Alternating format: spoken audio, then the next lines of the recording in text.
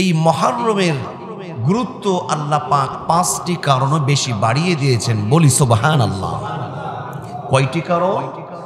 5টি কারণ, যার 1 নম্বর হলো কোরআনুল কারীমের সূরাতুত তাওবার 36 নম্বর আয়াতে আল্লাহ বলেন, ইন্না ইদ্দাতাশ শুহুরি ইনদাল্লাহি 12 شهرا في كتاب الله يوم خلق السماوات والأرض منها 4 حرم।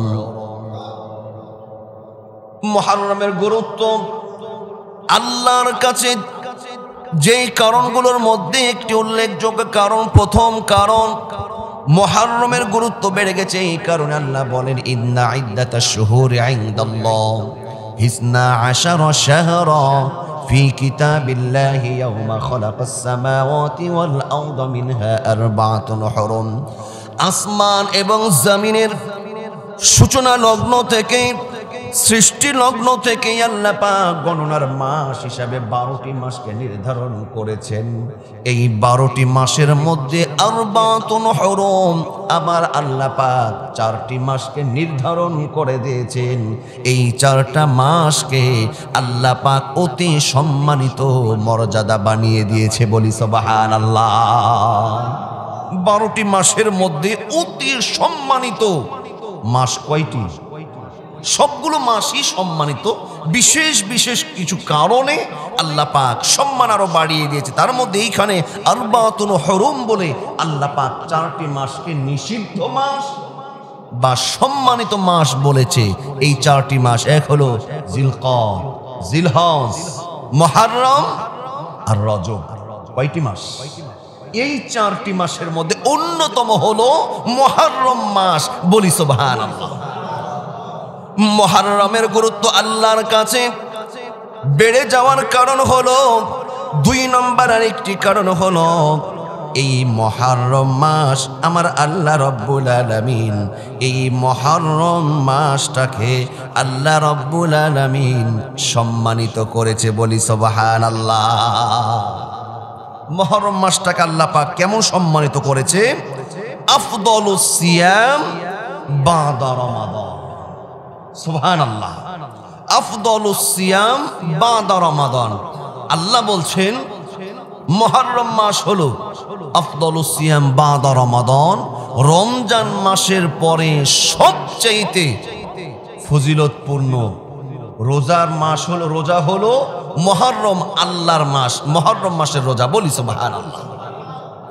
3 নম্বর সম্মানিত হওয়ার 3 নম্বর কারণ হলো এই মাসে 4টি মাসের মধ্যে অন্যতম একটি মাস এই মুহররম মাসেও আল্লাহ রাব্বুল আলামিন পূর্বের জামানার মানুষদের জন্য এই মাসগুলোকে, 4টি মাসগুলোকে রক্তাক্ত যুদ্ধ বিগ্রহ, এইগুলো রক্তপাত ঘটানো আল্লাহ পাক হারাম করেছিলেন। এই জন্য বলি সুবহানাল্লাহ।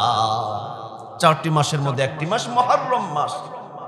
ফালা তাযলিমু ফীহিন্না আনফুসাকুম।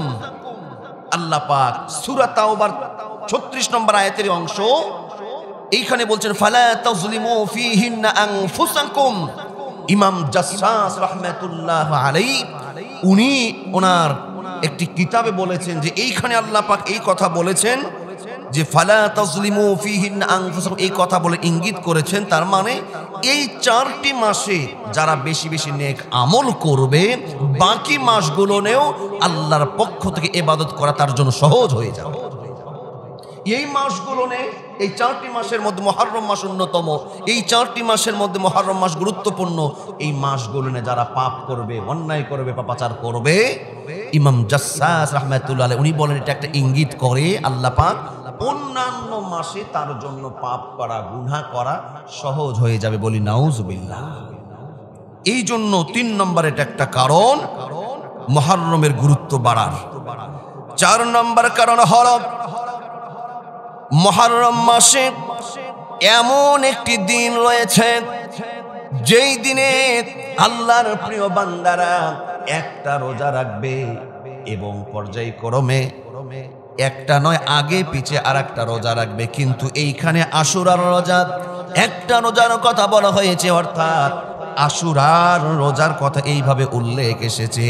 এই আশুরার রোজার এত ফজিলত, রোজা রাখবে বান্দারা, একটা রোজা করবে, আল্লাহ রাব্বুল আলামিন তার পিছনের বিগত 1 বছরের সাগিরা গুনাহগুলো মাফ করে দিবে।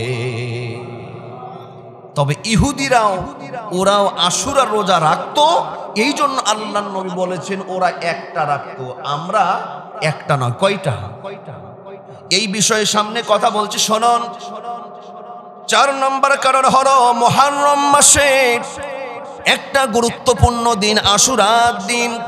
এই 10 মুহররমে যে রোজা রাখবেন, আল্লাহর নবীর হাদিস, নবীজি বলেন সিয়ামু আশুরা, সিয়ামু ইয়াউম আশুরা, আইন্নি আহতাসিবু আলাল্লাহ, আইন্নি আহতাসিবু আলাল্লাহ আন ইউকাফফিরা আস-সানাতা আল্লাতী ক্বাবলা ওয়াস-সানাতা আল্লাতী বা'দা।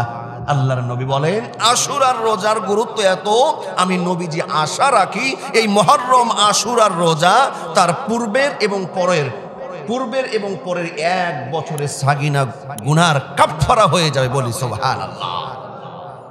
এটা হলো 4 নম্বর কারণ।